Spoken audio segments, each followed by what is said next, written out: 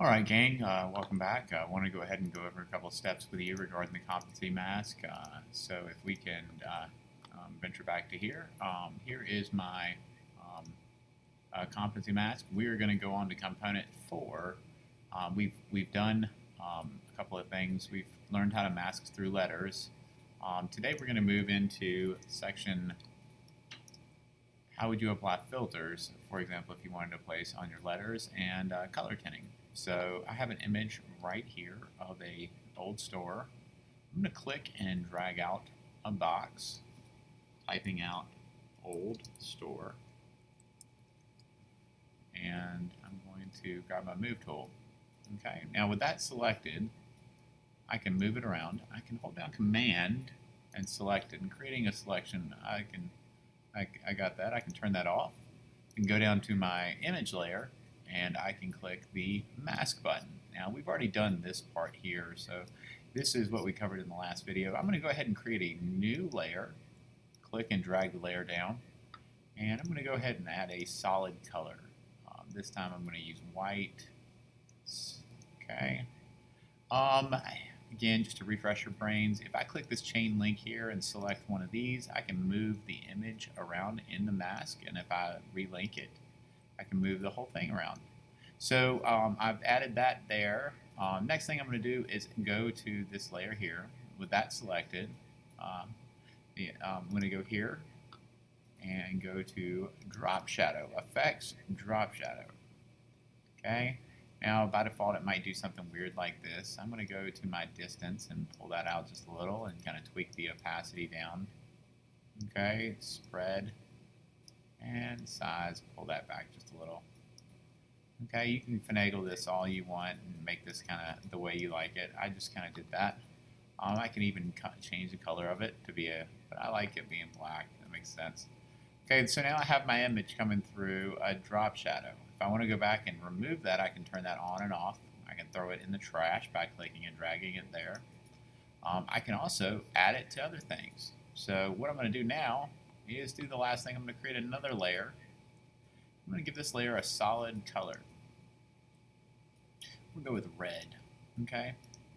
So now that I have red, if I hold down Option, click, you can see that I have hold down Option. I split the layer in the middle of it right here, and I clicked, and it brought the red into this picture. Now, if I click here at the blending mode, I'm affecting how this layer is going to affect the thing below it. So if I go here to the blend mode that says normal and change it to color, you can see it now has a color of red, which is kind of cool.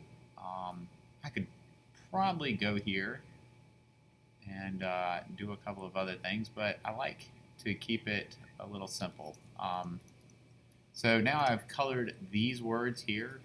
If I wanted to color old to be red and store to be another color, that would be a different thing altogether. I think I might have to create another blending mode. Let's see, I just clicked this and I clicked the layer mask. So I don't know what that did. Oh, there it is. Let's see, there's actually, when I did that solid color fill, it gave it a mask. Let's see what happens when yep, as I thought. It actually gave me a layer mask when I did that solid color fill. So look, I just painted the black right there and left the word store being red. Now I'm going to create another layer mask. Go here to solid color. And I'm going to make this one blue. And I'm going to repeat that step I just did by holding down Option and hovering between these two layers, clicking. And I see that I got a little bit of area right here. I'm going to change my blend mode to blue. Now if I come back over here on this blue fill and I paint with black, I'm painting over the words. I have old store and blue and red, with the blue affecting that and being masked through. That's kind of cool.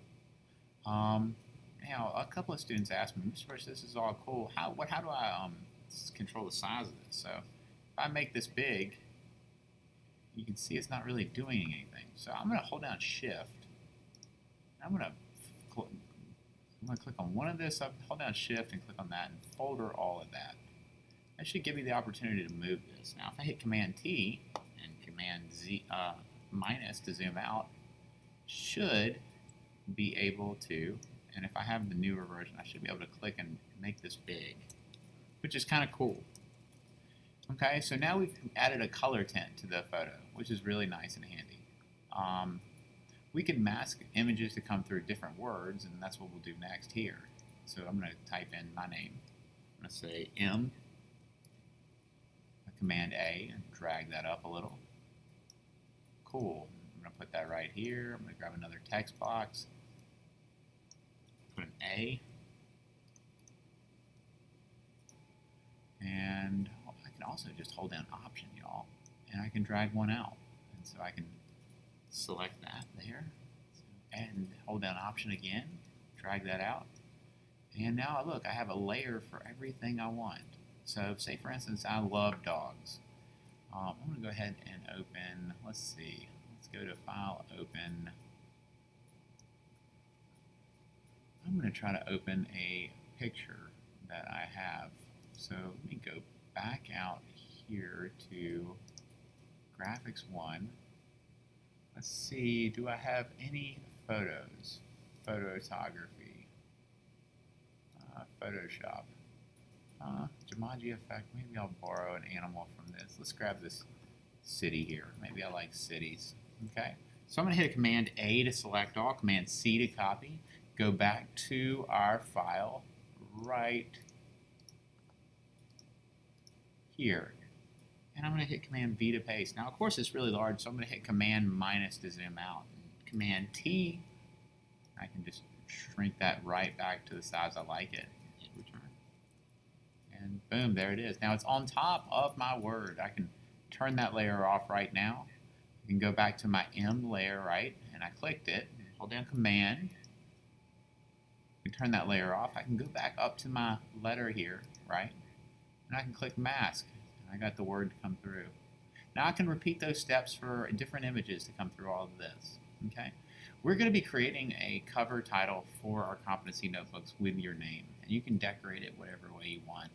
This will be something we'll be working on as we get done with our Enlo flyer. Maybe you want to use some of these color tint textures on your Enlo flyer, maybe bringing different images through words, maybe color tinting. Hopefully you've now can watch this video. I want you to write down in your competency notebooks the steps you saw me do. Okay? And I'm going to grade the steps to make sure you have them there. And that will be your next competency notebook check. Okay?